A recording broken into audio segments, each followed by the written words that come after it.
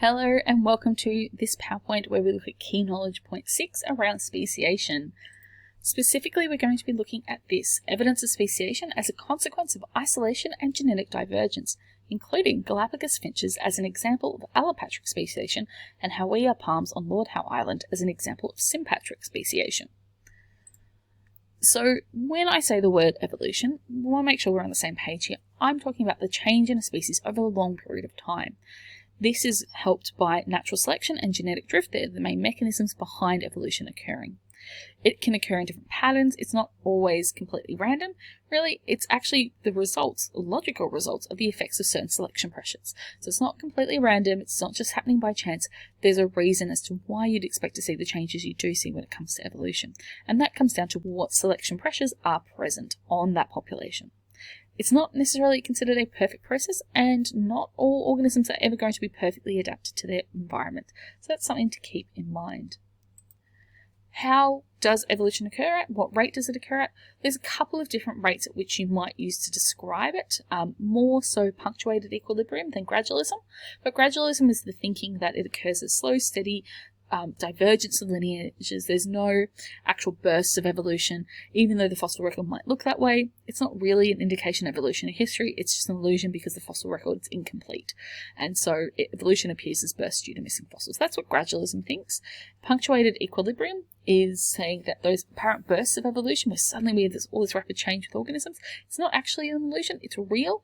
It happens because species are fairly stable for long periods of time, but they're might experience this more swift change to a new species in response to their environment, particularly when those selection pressures in the environment gets too much. And it sort of overwhelms how some species might have just been coping, they're not able to cope anymore, and so we see more drastic changes occurring.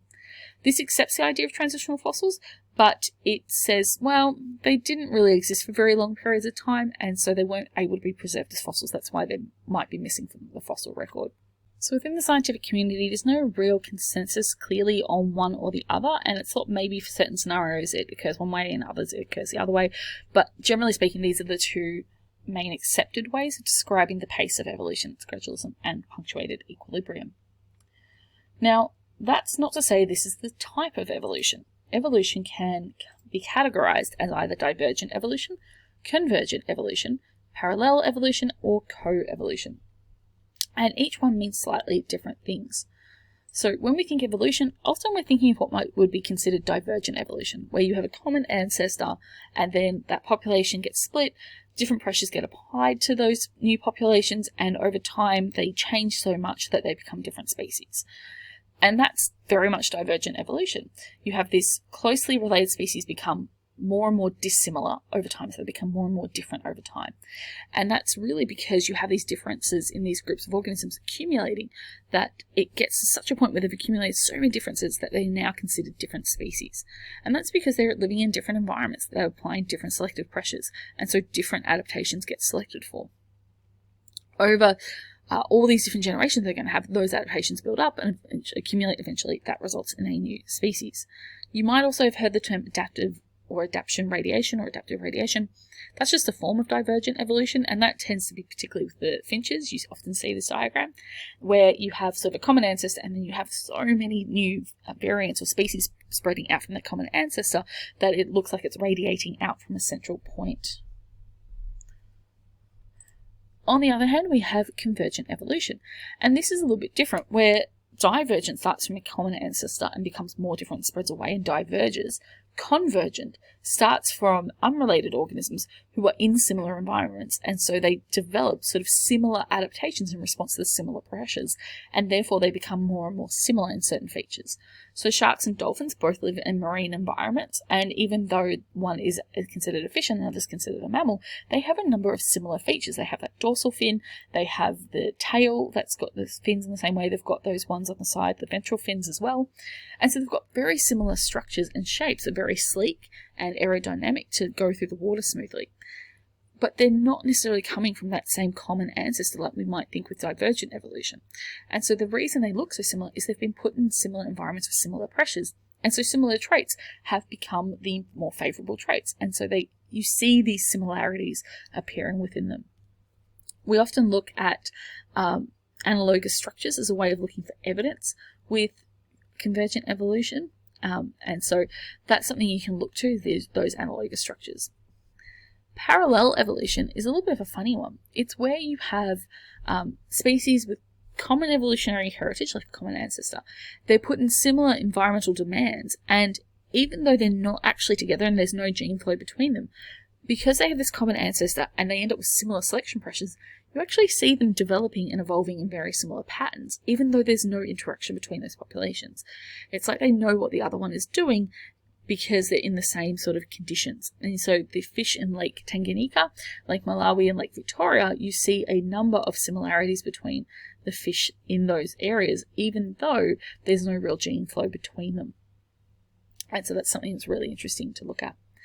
The final type of evolution is coevolution. And this is actually a really interesting one where you're looking at two or more species and how they interact. And you're looking at how when one starts to evolve, it causes an effect in the other one. And really, it gives another type of selection pressure to that other organism, causing them to evolve as well in a certain manner. And you end up with this cycle back and forth. You tend to particularly see this around parasite and host interactions, predator and prey, and mutualistic interactions. And so these organisms, their evolutionary paths become connected, and they both receive benefits from the other as a result of those adaptations. Coevolution can occur in those competitive relationships, in that you might actually call it like this evolutionary arms race, where they're both trying to get have the best of the best to survive better than the other one. There you've got an example with the birds and the butterflies, particularly around the mimic butterfly and the monarch butterfly. And so let's say the bird likes to eat the mimic, but it can't eat the monarch. And so the bird becomes better at distinguishing the differences between those two, and so it feeds more on the mimic butterfly, meaning those that are easier to distinguish from the monarch are the ones dying off. Whereas those mimic butterflies that look more like the monarch butterfly are surviving, so over time, the mimic butterflies that look the most like the monarch are the ones that are repopulating that population. But over time, it starts to look more and more like the monarch butterfly. The monarch butterfly doesn't want to look like the mimic because now the bird's trying to target it. And so it's the ones of the monarch butterfly that look less like those mimic ones. Those ones that look more dissimilar to them are the ones that are going to survive and not be eaten by the bird. And so by the bird's ability to recognize difference, that has an impact on the mimic butterfly, making it look more like the monarch. That has an impact on the monarch butterfly, meaning they end up changing to look less like the mimic, which means the bird eats them less, which means you've kind of got this cycle going on around and around and around. And this is coevolution, where these things are changing in response to its relationship with another organism. Here is exam question 1. It says, consider the diagram on the right that represents one type of evolution. It may be concluded that A, species Q and R could be the result of parallel evolution. B, species Q and R could be the result of convergent evolution. C, species P would appear on the fossil record later than species R. Or D, species Q and R could have arisen through a process of allopatric speciation. So you can pause the video, go pick your answer, and then check it against the video linked in the description box below. So how do we get to new species? We've talked about that being a result of evolution, but let's dig into that a bit more. When we say species, we are referring to individuals who can interbreed and produce fertile offspring. Those two are really important. You can have some individuals of different species where they can interbreed, but they're not going to produce fertile offspring. For instance, horses and donkeys can interbreed, they can have offspring, but they produce a mule which is infertile. And so that's how you can actually tell that they're a different species. Sometimes we treat things or talk about things being different species, but when really they're different breeds, and it's not quite that they're a different species. So it is worth noting that, particularly say dogs, for instance, we actually have a lot of breeds of dogs. They're actually not different species, which is why you can breed them together and get crossbreeds and that. Now, in forming a new species, we call that process speciation. And that could be phyletic speciation or branching speciation. Phyletic means you have one species changing over time to become another. So it goes from one phylum to another phylum to another to another. So it sort of goes down the path. Branching is more what we might think along the lines of divergent evolution, where you have one species splitting, one part evolving to become different, and the other forms another species on its own as well. And so that's more what we see with divergent evolution, where you have sort of an ancestral species where they diverge in these two populations. One may stay the same as the original population, but the other is going to diverge and become different because it's experiencing different selective pressures. Here we have exam question 2. There's a lot of background here. It says, the relatively abundant green-eyed tree frog, 𝕃𝕚𝕟𝕚𝕟𝕜𝕤, inhabits tropical rainforests in far north Queensland.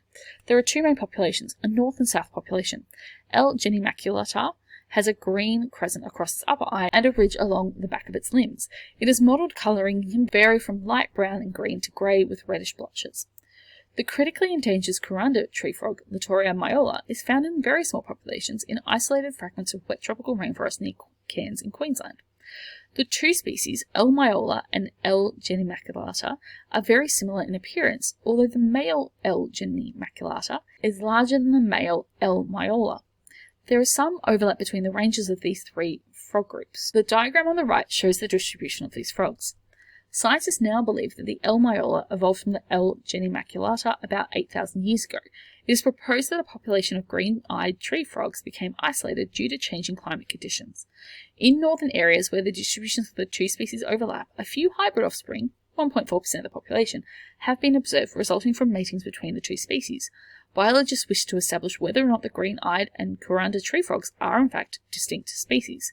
How could biologists determine this experimentally? So, pause the video, have a think about that, write down your answer, and then go check it against the video linked in the description box below. So, when you take a population and you split it, and you cause those two new populations to become isolated from each other, and you put them under different pressures, we'll start seeing divergence between them in terms of their genetics and the allele frequencies. That is going to lead to speciation. Speciation, as you see there, it's a consequence of isolation and genetic divergence. You generally are looking for some form of geographic isolation that's separating population into two groups at least. You then need natural selection and mutation. That means each group it's taking on its own characteristics, and normally what you're looking at there is you're having new genes introduced into each group differently, and they're under different selection pressures. So what they are experiencing, what is favourable, is different for each group. You then also want to have some form of reproductive isolation that ensures that the two populations aren't interbreeding and you're not having any gene flow between them. Otherwise, that allows things to sort of be balanced and things to evolve as really one group. So they need to be reproductively isolated. And normally the geographic isolation does this. So you can see a couple of examples of that happening there. I want you now to have a watch of this video looking at speciation and a bunch of these different birds.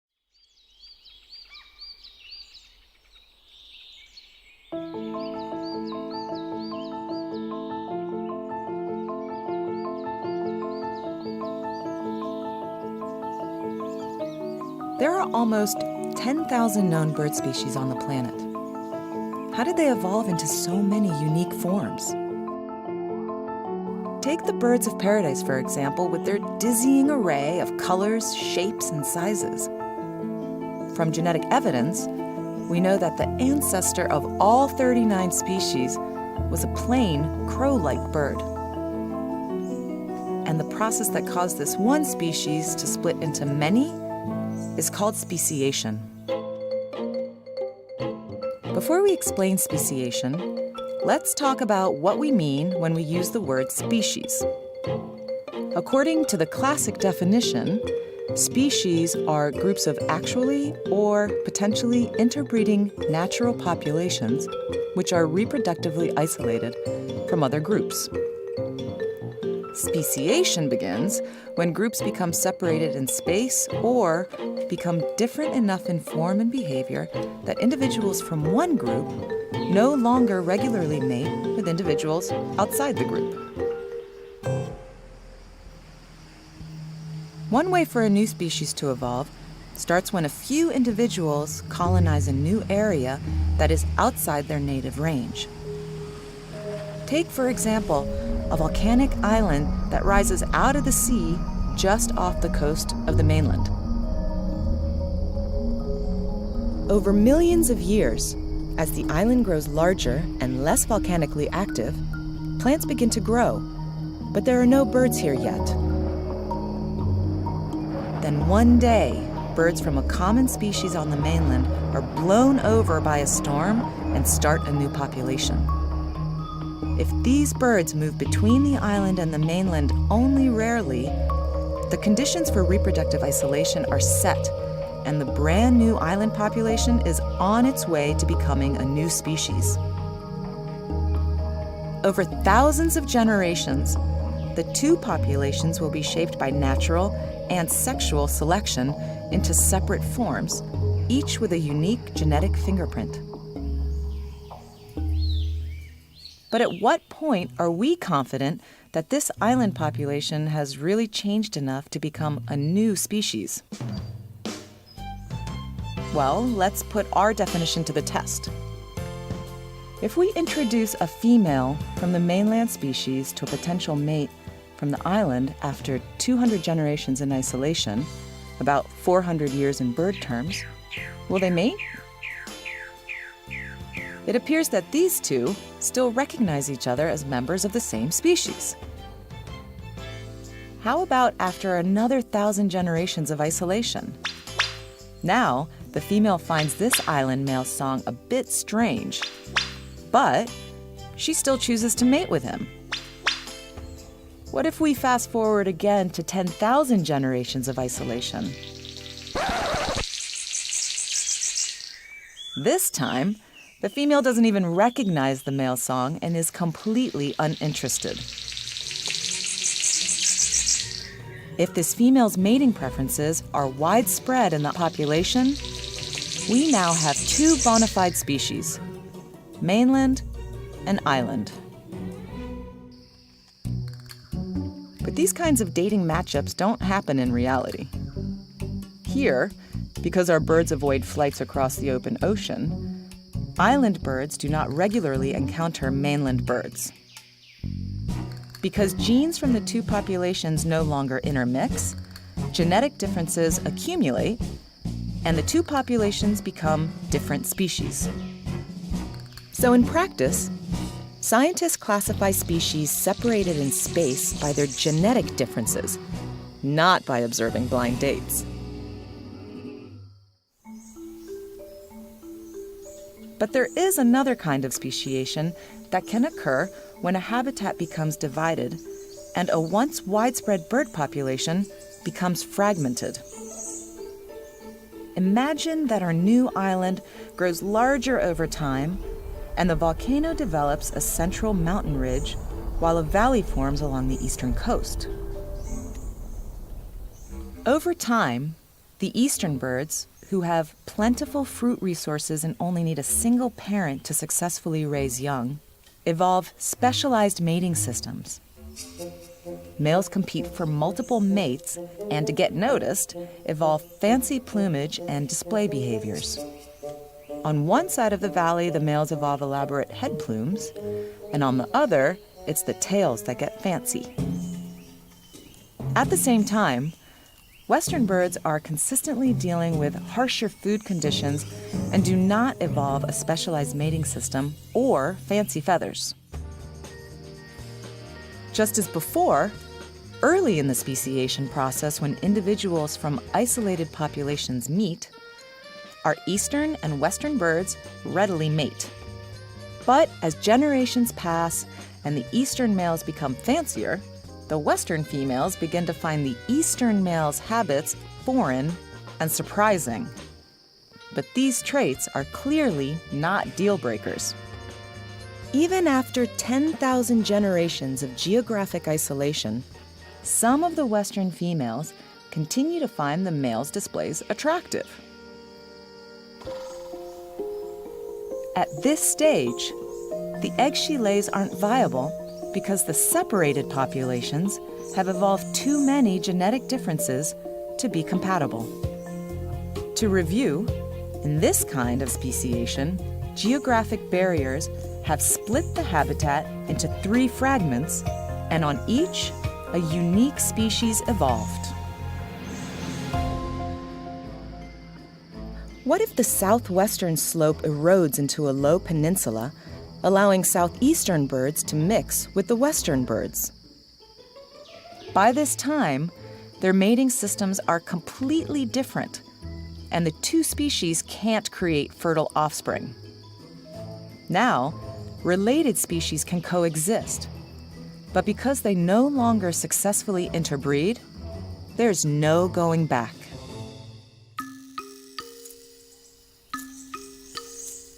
So how did the 39 bird of paradise species evolve from one crow-like ancestor? New Guinea and the surrounding islands where birds of paradise evolved have changed dramatically throughout geologic time, repeatedly isolating populations. Over thousands of generations in isolation, natural and sexual selection have morphed the fragmented populations into a wonderful array of colorful species. The process of speciation is ongoing, and split after split, new and unique organisms evolve. Incredibly, all those 10,000 bird species we see today evolved from one single bird ancestor. And it's thanks to the evolutionary processes driving speciation that our planet is home to such impressive biodiversity.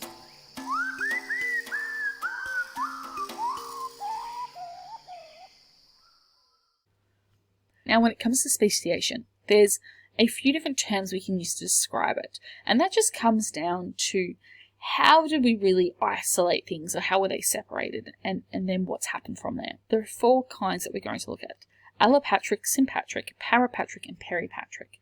In particular, our focus is really going to be on allopatric and sympatric. Those last 2, parapatric and peripatric, you can see some examples on this page where it's describing what's happening there, but they're not essential for you to learn because VCAR doesn't mention them. They do, however, want you to learn what allopatric and sympatric are, and there are 2 key examples we're going to look at, one for each of them. So really, these types of speciation differ mainly based on how geographically isolated the populations become from one another there. You can see allopatric is the classic complete separation, where there's some sort of geographical barrier. Maybe it's a ravine, maybe it's a mountain range, maybe you've been put on 2 different islands. Something like that. Completely geographically separated. There's no crossover in the populations. Parapatric is where there's partial spatial isolation. This is not one we're going to be looking at, but you can see that there's some overlap still. So some of those populations aren't actually separated. Sympatric, which is one we're looking at, is there actually isn't any geographical isolation in the population necessarily, but rather there is genetic polymorphism, and that can lead to other types of isolation from them. And then peripatric is where some of the population that's on the edge of it, on the periphery, gets isolated, and that leads to them becoming different for that reason. So let's first look at allopatric speciation. This is sort of the classic form of speciation when we're describing it. It's where a population has something occur that causes it to be completely geographically separated. And so often you find that's where the population gets split into at least 2 groups, with some sort of geographic feature causing that separation. What happens here is you have your population geographically isolated. Those populations are subject to different selection pressures. Over time, those genetic variations accumulate, and eventually they're going to become different species because they're experiencing different selection pressures. So the things that are favoured in each environment are going to be different, leading for different allele frequencies to occur. If you have a large amount of genetic variation, that sort of population is more likely to undergo this sort of speciation. If there's very limited genetic variation in the population, then even when they're separated, you're not going to see as much change, and it can take a lot longer. And what you might find, it might become more likely that that population that is in a different environment that doesn't suit that genetic traits that are present, they might end up all dying off instead. And so you won't have any speciation because the population, or at least part of the population, will have died off. The Galapagos finches are a great example of allopatric speciation. So Charles Darwin visited the Galapagos Islands in 1831, and the islands had finches, which are a type of bird, on them. He noticed that the island's finches, each island sort of had its own finches. They were similar, but there were some distinct differences, and they were really separate species of finches. And he also noted that not only were they different to the other islands, they were different to the mainland birds. And so there was this distinction between the Galapagos Island finches and the mainland islands, and also within the Galapagos Island finches. And so currently there's about 18 known different species of Galapagos finches, and what we particularly look at is their beaks. Their beak shape and size is one of the most obvious variants amongst them. And that's because each of those islands tends to have different food sources for those birds. Some birds can eat vegetables and plant matter, others are looking for seeds, some others have to use tools to help them get at bugs and insects.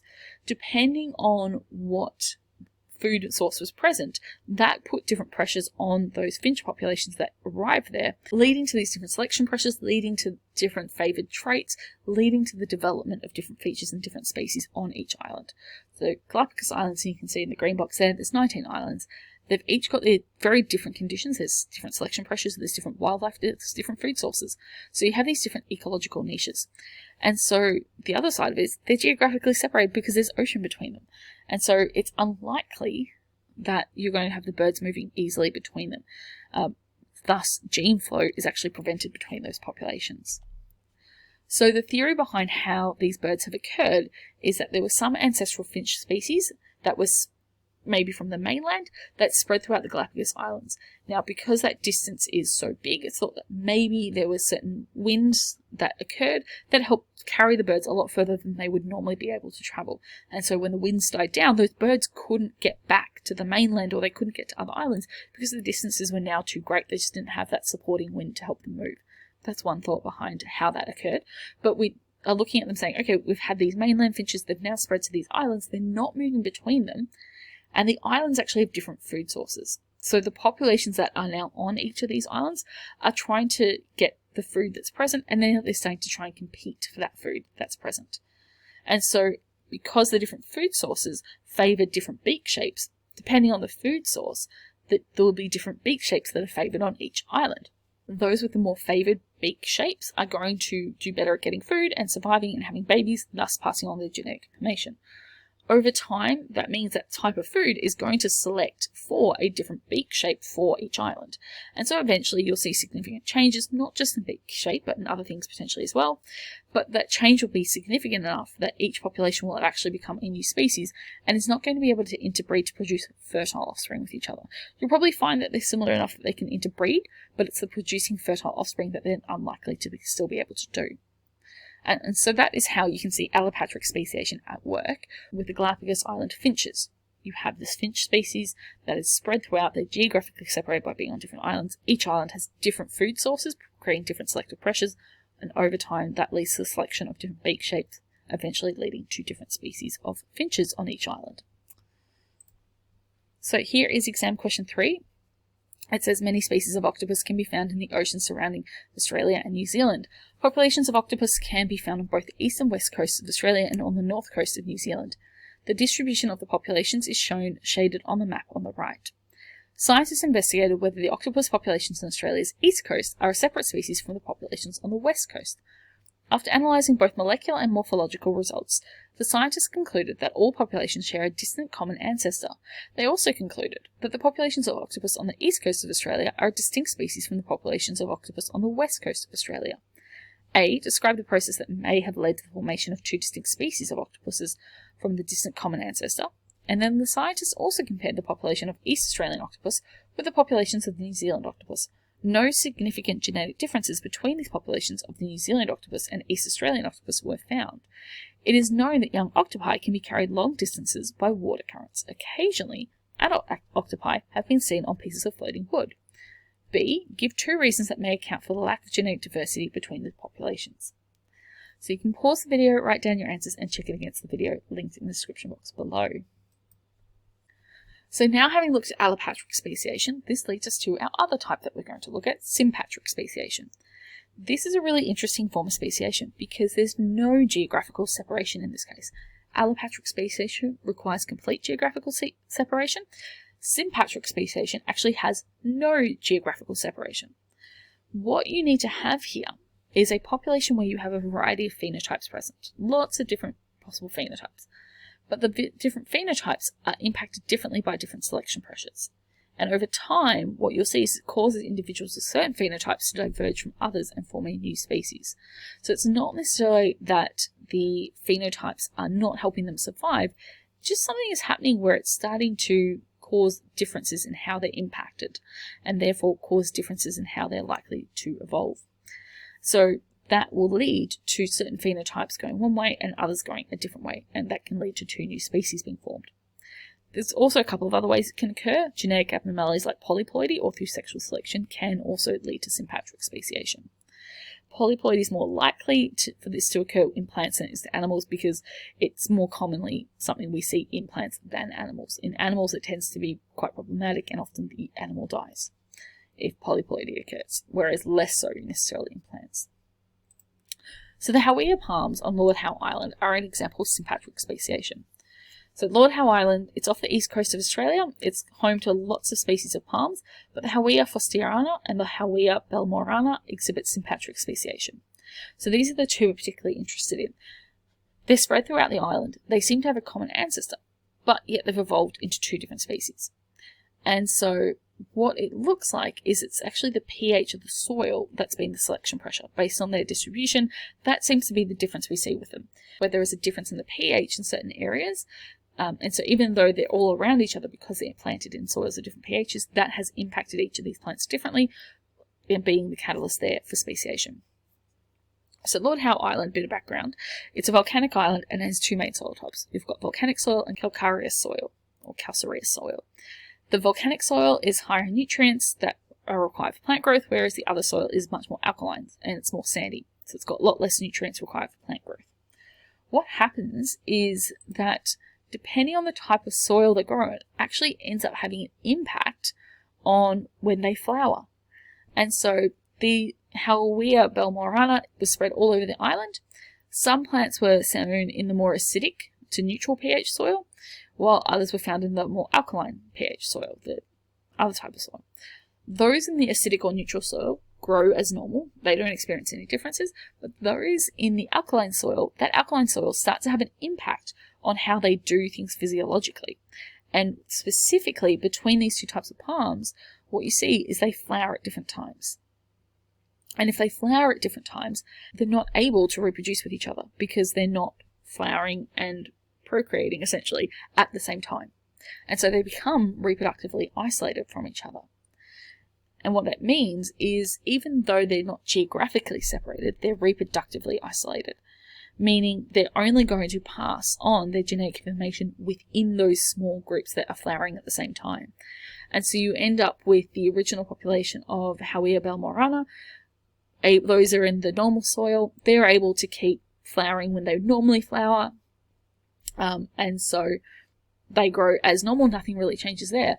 But all those examples of the Hawea 𝕃𝕚𝕟𝕤𝕤 that was grown in the more alkaline soil are now flowering at a different point in time. So that's starting to cause some changes. You see them only interbreeding with each other, and that means any genetic differences that they have are accumulating within that population, particularly if there's things that are more favourable for them as they're growing. And so over time, you start to see this accumulation of genetic differences in this other population that are flowering at a later point. And so what that means is we, over time, saw this accumulation of enough genetic differences that they became a different species. And so as those differences accumulate over generations, the two groups become different species. So you can see in the diagram there, one, ancestral Hawea colonizes the different sorts of soils. Two, the flowering time differences reduce mating and promote species divergence. So some flowering in the early season, some flowering later in the season, varies depends on who's doing what, or is on what type of soil. Because of that, speciation is followed by further phenotypic, physiological, and genetic divergence to the point where you essentially end up with two different species now, and they look distinctly different. So that is sympatric speciation, where we're probably more looking at organisms that are still within the same geographic location, but they're not reproductively interacting with each other anymore for various reasons. In plants, it's easy to see this because we talk maybe they flower at different times. And so if you're not flowering at the right time, you're not reproductively interacting with the other members of that group. And that's what's happened with these palms. This leads us to exam question 4. It says the soapberry bug, 𝗔𝕄𝕤𝕤𝕤𝕤, uses its long beak to penetrate the fresh fruit of plants to feed on the seeds at the centre. The bug feeds on the native soapberry tree. The bug also feeds on the fruit of the introduced golden rain tree. Investigators measured the average beak length of the soapberry bug over 80 years. In neighbouring regions, the fruits of other introduced plants have also been used by the soapberry bug. Male and female soapberry bugs from different regions can interbreed. Evidence indicates that genetic isolation of some of these populations is gradually occurring. The situation that would lead to an increase in genetic isolation would be if A, different types of host plants have fruiting seasons which do not overlap, B. Pheromones of female soapberry bugs attract soapberry males from neighbouring populations. C. The soapberry tree is common throughout the distribution and each tree produces large amounts of fruit. Or D. Male soapberry bugs new to a region are reproductively active, whereas female bugs need to feed before becoming reproductively active. So you have a whole bunch of options there. Take your time, pause the video, pick your answer, and then check it against the video linked in the description box below. So here's a little diagram just to show you the difference between allopatric and sympatric speciation. You can see there we have an original population, and in allopatric speciation we have some geographical feature pop up that separates that population into two groups, leading to the development of two different species. Whereas sympatric speciation, it's really about that reproductive isolation. Something's occurred in that population to stop certain members interbreeding with others, so even though they're all in the same geographic location, they're not interacting reproductively anymore. And so over time we see speciation occur because they're not reproductively interacting together. This leads us to exam question 5. A group of cichlid fish live in a small volcanic crater lake in Nicaragua. The lake is not connected to any other lakes by rivers or streams. Over time, 3 species living in this small lake have genetically diversified and are now reproductively isolated. This speciation event is a result of A. Allopatric speciation with no gene flow, B. Allopatric speciation with gene flow, C. Sympatric speciation with no gene flow, or D. Sympatric speciation with gene flow. So you can pause the video, pick your answer, and then check it against the video linked in the description box below. So we've talked particularly with sympatric speciation about isolation reproductively. So what might that look like? Obviously with allopatric speciation and its geographic isolation, it's pretty clear on how those two groups have become reproductively isolated. They can't migrate between the two populations, therefore they can't reproduce together because there's just no interaction because they're geographically isolated. But when they're not geographically isolated, what can cause that isolation? So we can group these isolating mechanisms into 2 categories. Prezygotic and postzygotic. And it just means, did this mechanism interfere before the zygote was formed or after the zygote was formed? So prezygotic means before the sperm and the egg are able to come into contact, and postzygotic means after that's happened. So you can see geographical is a prezygotic isolating mechanism. So if they can't be in the same geographic location, that sperm and that egg are not coming anywhere near each other. Ecological would be different niches where they interact with different parts of the ecosystem. Temporal, the time of day or year or when they're ready to breed would be different. If you have an organism that is nocturnal versus one that's awake during the day, you wouldn't necessarily expect them to interact in a way that they would be able to interbreed. So that would be a temporal isolating mechanism. Behavioural, if they have different mating behaviours, they may not see each other as potential mates and therefore may not reproduce with each other. And structural ones are things like size, very big and very small, or what parts do they have? Are they compatible in that manner? And that sort of thing. So those are prezygotic ones, where things that stop the sperm from meeting the egg. Postzygotic, you've already had the sperm and the egg, you've formed that fertilized egg, the zygote, but then you've got sort of 3 potential things that could stop it from progressing any further. Gamete mortality and zygote mortality are similar ideas here. Gamete mortality is first just that the sperm, it found the egg, but it can't fertilize it. There is something that just they're not compatible and it's not able to do that. Zygote mortality, the zygote has been made, but it's unable to survive. Okay, the genetic material within it just doesn't work. And so trying to go forward, trying to divide, it just ends up dying. It'll probably go through apoptosis and die off in that way. So in both those cases, the cells die. Hybrid sterility, you've gotten the zygote fertilized, the organism has been carried to full term, it's been born, but that offspring is sterile and it cannot itself reproduce. And so even though you got all the way to having this whole new organism, it will not be able to create a subsequent generation because it's infertile. And so that's sort of the last kind of isolating mechanism we can see there. Here we have exam question 6. It says the Isthmus of Panama is a narrow strip of land that joins North and South America. The land bridge formed approximately 3 million years ago. Snapping shrimps genus 𝗟𝗡𝗄 can be found on either side of the land bridge. The two groups are phenotypically similar. However, when the males and females from either side of the land bridge were brought together, they snapped aggressively at each other and would not mate. They are now considered to be 2 different species. A. Why is the inability to mate sufficient evidence to call the 2 groups different species? B. What type of speciation has occurred in the snapping shrimp? And C. Explain how the differences between the shrimp on either side of the land bridge could have arisen. So take your time, pause the video, answer exam question 6, and then check it against the video linked in the description box below. Here we just have a description of an activity you'll hopefully get a chance to do in class, but you're also welcome to try and find the materials to do it at home. Sort of wrapping things up, there's a few other videos here that you might be interested in watching. I've just linked the videos here so you can go click through or copy those addresses, pop them in and have a watch if you'd like to. But otherwise, this does bring us to the end of the PowerPoint. If there's anything you didn't understand, you can go back and rewatch that section or reach out to your teacher for further clarification. Otherwise, I'll see you in the next video. Bye.